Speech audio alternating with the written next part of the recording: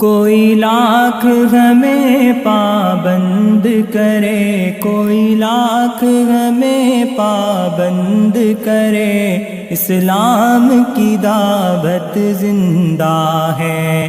صلی اللہ علیہ وسلم قطره وجع فجعل يشتكي ويتقلب على فراشه فقالت له عائشة لو فعل هذا بعضنا وجدت عليه، فقال إن المؤمنين ليشدد عليهم وإنه ليس من مؤمن تصيبه نكبة من شوكة ولا وجع إلا كفر الله عنه بها خطيئة ورفع له بها درجة، كذا في الكنز وأخرجه أحمد نحوه قال الهيثمي ورجاله ثقات۔ میرے بھائیوں، دوستو، بزرگوں، اعمال دعوت بعینہ اعمال نبوت ہیں۔ اس کی سب سے بڑی دلیل اور سب سے آسان دلیل یہ ہے کہ کام کرنے والوں پر وہ تمام حالات ضرور آئیں گے جو انبیاء علیہ السلام پر آئے ہیں۔ کام کرنے والوں کو ان تمام ابتلاءات میں مبتلا کیا جائے گا جن میں انبیاء علیہ السلام کو مبتلا کیا گیا تھا۔ کیونکہ میرے بھائیوں، کام کرتے ہوئے کام کرنے والوں پر حالات نہ آئے، ایسا ہو نہیں سکتا ہے۔ یہ تو ہو سکتا ہے کہ دن نکلے اور سورج نہ نکلے، کہ دن کی ابتدا ہو گئی اور سورج نہ نکلے، ایسا ہو سکتا ہے۔ لیکن کام کرتے ہوئے کام کرنے والوں پر حالات نہ آئے، ایسا نہیں ہو سکتا ہے۔ اس لیے حالات کا آنا اور ابتلاءات کا آنا یہ کوئی شکوے کی چیز نہیں ہے، بلکہ شکر کی چیز ہے۔ ابتلاءات میں مبتلا ہونا یہ فکر کی چیز نہیں ہے،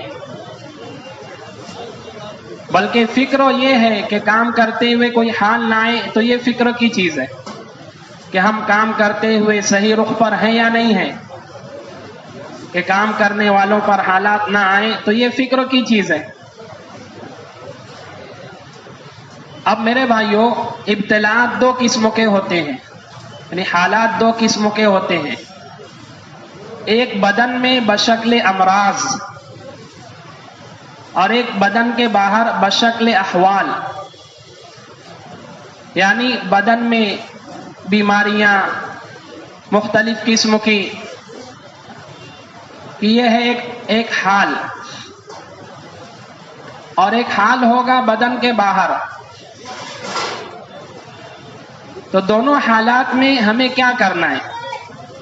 بیماریاں آئیں یا پھر باہر احوال ہوں، مختلف قسم کے حالات ہوں، پریشانیاں ہوں، مصیبتیں ہوں، تکلیفیں ہوں، کہ ان تمام حالات میں سب سے پہلی چیز یہ ہے کہ اپنے کسی حال کا کسی مخلوق کے سامنے تذکرہ نہیں کرنا۔ اللہ کی مدد اپنے ساتھ لینے کے لیے سب سے بنیادی چیز یہ ہے کہ اپنے اوپر آنے والے کسی حال کا کسی مخلوق کے سامنے تذکرہ نہیں کرنا، کیونکہ اپنے حالات کا مخلوق کے سامنے تذکرہ کرنا یہی شکوہ ہے، اور شکوہ اللہ کو پسند نہیں ہے۔ ہاں، اپنے حالات کو اللہ کے سامنے رکھنا یہ اصل چیز ہے، یہ دعا ہے کہ اپنے اوپر جو بھی حال آئے کہ اسے اللہ کے سامنے رکھیں، مخلوق کے سامنے نہیں رکھنا، کہ ایک تو شکوہ نہیں کرنا، شکایت نہیں کرنا۔ دوسری چیز میرے بھائیوں، اپنے اوپر آنے والے حالات میں صبر کرنا، کیونکہ صبر سے بڑا ترقی کا کوئی عمل نہیں ہے، صبر سے بڑا ترقی کا کوئی ذریعہ نہیں ہے۔ سب سے زیادہ ترقی صبر کے ذریعے ہوگی، سب سے زیادہ دائی کی ترقی صبر کے ذریعے ہوگی، کسی اور عمل سے اتنی ترقی نہیں ہوگی جتنی ترقی صبر کے ذریعے ہوگی۔ میرے بھائیوں دوستو، ہمارے لیے صبر کرنا مشکل کیوں ہوتا ہے؟ ہمارے لیے صبر کرنا اس لیے مشکل ہوتا ہے کہ ہماری نگاہ حال پر ہوتی ہے، معال پر نہیں ہوتی ہے، یعنی انجام پر نگاہ نہیں ہوتی ہے۔ ہم یہ دیکھتے ہیں کہ بھئی میرے ساتھ ایسا ہو رہا ہے، میرے ساتھ ایسا ہو رہا ہے، ہم یہ دیکھتے ہیں، لیکن اس کا خیال نہیں ہوتا ہے کہ اس پہ مجھے کیا ملنے والا ہے، آخرت میں مجھے کیا ملنے والا ہے، کہ اس کی طرف ہمارا خیال نہیں ہوتا ہے۔ اگر میرے بھائیوں انجام پر نگاہ ہو، معال پر نگاہ ہو، آئندہ کیا ملنے والا ہے، آگے ان حالات پہ صبر کرنے کے نتیجے میں کیا ملنے والا ہے، تو حدیث یہ بتاتی ہے کہ بندہ اس سے زیادہ حالات کی تمنا کرنے لگے جن حالات میں وہ مبتلا ہے۔ حدیث میں آتا ہے کہ جنت میں بعض جنتیوں کو جو دنیا کے اندر مختلف قسموں کے حالات میں مبتلا ہوں گے، دنیا میں مختلف امراض میں، بیماریوں میں، پریشانیوں میں مبتلا ہوں گے، جنت کے اندر ان کو اتنے درجات دیے جائیں گے کہ ان درجات کو دیکھ کر وہ یہ تمنا کرنے لگیں گے، کاش دنیا کے اندر ہمارے بدن آگ کی قینچیوں سے کتر دیے جاتے اور ہم صبر کر لیتے کہ اس کا اتنا بڑا بدلہ ہمیں یہاں پر ملتا۔ تو صبر نہ ہونے کی ایک بڑی وجہ یہ ہے کہ ہماری نگاہ انجام پر نہیں ہوتی ہے کہ اس پہ ہمیں کیا ملنے والا ہے۔ تو حالات میں دوسری چیز یہ ہے میرے بھائیوں، صبر کرنا۔ کوئی بھی پریشانی، مصیبت، تکلیف آئے کام کرتے ہوئے تو ہمیں صبر کرنا چاہیے۔ تیسری چیز یہ ہے کہ اپنے اوپر آنے والے حالات کو ہمیں انبیاء اور صحابہ کے احوال میں اور ان کی سیرت میں تلاش کرنا چاہیے کہ جب بھی ہمارے اوپر کوئی پریشانی، تکلیف، مصیبت آئے تو ہم دیکھیں کہ نبیوں کے حالات میں کہاں کس نبی پر ایسی مصیبت آئی ہے، ایسی تکلیف آئی ہے، کہاں کس صحابی کے اوپر ایسی پریشانی آئی ہے اور انہوں نے کیا کیا ہے، یہ ہمیں دیکھنا ہوگا۔ قرآن پاک میں 28 انبیاء اکرام علیہم السلام کا تذکرہ ہے۔ علماء فرماتے ہیں کہ 28 انبیاء کا تذکرہ 28 احوال کی رہبری کے لیے ہے، کیونکہ انبیاء اور صحابہ کے حالات میں جب ہم غور کریں گے، ایک تو ہمیں رہبری ملے گی کہ ہمیں ان حالات میں، ان بیماری پریشانیوں میں کیا کرنا چاہیے۔ انبیاء اور صحابہ کے احوال میں ہمیں رہبری ملے گی، اور دوسری چیز یہ ہے میرے بھائیوں، جب ہم انبیاء اور صحابہ کے حالات میں غور کریں گے تو ہمیں باطنی قوت ملے گی، اندرونی باطنی قوت ملے گی۔ حضرت جی مولانا الیاس صاحب رحمت اللہ علیہ میوات کے سفر میں تھے، آپ کے ساتھ بڑے بڑے علماء تھے۔ ایک مرتبہ ایک دن اتنا چلے کہ تھک کر چور ہو گئے۔ آپ کے ساتھ جو علماء تھے کہنے لگے، حضرت آج ہم جتنا چلے ہیں ساری زندگی کبھی اتنا نہیں چلے، اور آج ہم جتنا تھکے ہیں ساری زندگی کبھی اتنا نہیں تھکے۔ حضرت جی مولانا الیاس صاحب رحمت اللہ علیہ نے فرمایا کہ آج ہم جتنا تھکے ہیں، جتنا چلے ہیں، اللہ کے نبی صلی اللہ علیہ وسلم روزانہ اس سے زیادہ تھکتے تھے اور اس سے زیادہ آپ چلتے تھے۔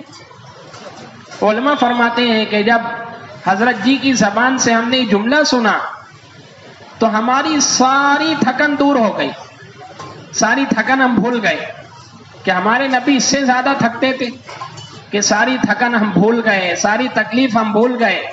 کہنے لگے کہ ہمارے سامنے ایک پہاڑ تھا، ہمارے دل میں ایک خیال آیا کہ اگر حضرت یوں کہیں کہ اس پہاڑ کے اوپر 3 مرتبہ چڑھو اترو تو ہم اس کے لیے تیار ہو جاتے۔ اندر سے اتنی باطنی قوت ہم نے محسوس کی نبی کے حالات کو سننے پر کہ آج ہم تھکے ہیں تو ہمارے نبی روزانہ اس سے زیادہ تھکتے تھے. تو حالات کے اندر میرے بھائیوں انبیاء اور صحابہ کے احوال میں ہمیں غور کرنا ہے. چوتھی چیز یہ ہے کہ کوئی بھی حال اور پریشانی مصیبت تکلیف آئے تو ہمیں کام چھوڑنا نہیں ہے، کام کو کم نہیں کرنا ہے بلکہ کام کو اور بڑھا دینا ہے. کیونکہ حالات کا علاج کام کرنے میں ہے، کام چھوڑنے میں نہیں ہے. بلکہ حالات میں کام چھوڑنا کہ یہ اس سے برے حال کو دعوت دے گا. کوئی بیماری پریشانی آئی، ہم نے کام چھوڑ دیا، کام میں پیچھے ہٹ گئے تو ہم نے گویا اس سے برے حالات کو ہم نے دعوت دے دی. اور پانچویں چیز یہ ہے میرے بھائیوں، حالات کے اندر اپنے انفرادی اعمال کو مضبوط کرنا، اپنے انفرادی اعمال کا خوب اہتمام کرنا. یہ 5 چیزیں میرے بھائیوں ملتی ہے انبیاء کے احوال میں. ایک تو شکوہ نہیں کرنا، شکایت نہیں کرنا. دوسرا صبر کرنا. تیسرا انبیاء کے حالات میں رہبری حاصل کرنا. چوتھا کام کو بڑھا دینا. اور پانچواں اپنے انفرادی اعمال کی پابندی اور مضبوطی. ہم دیکھیں اللہ کے نبی صلی اللہ علیہ وسلم پر جب حالات آئے ہیں بیماریوں کی شکلوں میں، آپ نے کیسے اسے برداشت کیا، کیسے اس کو جھیلا، کیسے صبر کیا، اور اپنی امت کو خصوصاً صحابہ کو آپ نے کیا تعلیم دی، کیا تربیت دی. ان احوال کے اندر بیماریوں میں پریشانیوں میں کیسے اس پر جمنے اور اسے برداشت کرنے کی آپ نے ترغیب دی. ہمارے آقا حضرت محمد صلی اللہ علیہ وسلم کا صبر. حضرت ابو سعید رضی اللہ عنہ فرماتے ہیں کہ میں ایک مرتبہ رسول اللہ صلی اللہ علیہ وسلم کے پاس داخل ہوا تو میں نے دیکھا کہ آپ کے اوپر ایک چادر ہے جسے اوڑھے ہوئے ہیں آپ.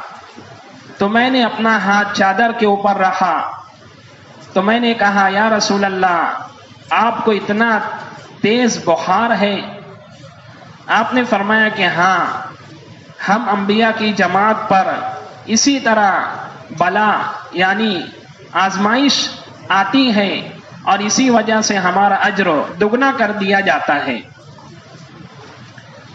پھر میں نے کہا یا رسول اللہ لوگوں میں سب سے زیادہ ابتلا امتحان میں کون لوگ ہوں گے؟ آپ نے فرمایا کہ انبیاء. سب سے زیادہ حالات انبیاء پر آتے ہیں. پھر آپ نے فرمایا علماء کہ انبیاء کے بعد حالات علماء پر آئیں گے. پھر آپ نے فرمایا علماء کے بعد حالات صالحین پر آئیں گے، نیک لوگوں پر. آپ نے فرمایا کہ بعض انبیاء علماء اور صالحین میں سے بعض ایسے تھے کہ جن کو جوؤں میں مبتلا کیا گیا، سروں میں جوئیں ہو جاتی ہیں کہ ان کو جوؤں میں مبتلا کیا گیا، یہاں تک کہ وہ جوؤں میں شہید ہو گئے، جوؤں کی وجہ سے شہید ہو گئے، اتنا ان کے سروں میں جوئیں تھی. پھر آپ نے فرمایا بعض کو فقر میں مبتلا کیا گیا، یہاں تک کہ ان کے پاس ایک چادر کے علاوہ کوئی کپڑا نہیں تھا جسے وہ پہن لیتے. اور ان میں سے ہر ایک بلا یعنی آزمائش پر اتنا زیادہ خوش ہوتا تھا جتنا زیادہ تم میں سے ہر ایک مال کے ملنے سے خوش ہوتا ہے. کہ مال روپیے پیسے سے ہم کیسے خوش ہوتے، انبیاء اپنے اوپر آنے والے حالات سے ایسے ہی خوش ہوتے تھے.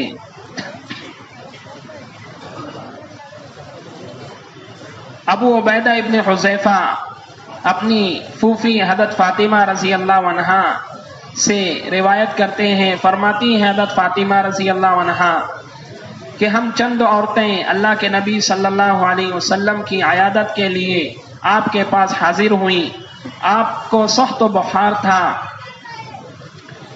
آپ کے حکم سے ایک مشکیزہ آپ کے اوپر لٹکا دیا گیا درختوں کے اوپر، اور آپ اس کے نیچے لیٹ گئے اور اس مشکیزے سے پانی قطرہ قطرہ آپ کے اوپر ٹپک رہا تھا تاکہ بخار کی شدت میں کمی آ جائے۔ میں نے کہا یا رسول اللہ، آپ اللہ سے دعا کیوں نہیں کر لیتے کہ اللہ تعالیٰ اس بخار کو آپ سے دور کر دے؟ آپ نے فرمایا کہ بے شک لوگوں میں سب سے زیادہ امتحان اور آزمائش میں انبیاء ہوتے ہیں، پھر وہ لوگ جو انبیاء کے قریب ہوں، پھر وہ لوگ جو ان کے قریب ہوں، پھر وہ لوگ جو ان کے قریب ہوں۔ 3 مرتبہ آپ نے فرمایا۔ حضرت عائشہ رضی اللہ عنہا فرماتی ہیں کہ اللہ کے نبی صلی اللہ علیہ وسلم کو سخت تکلیف تھی، اور اس تکلیف کے نتیجے میں آپ اپنے بستر پر کروٹیں بدل رہے تھے۔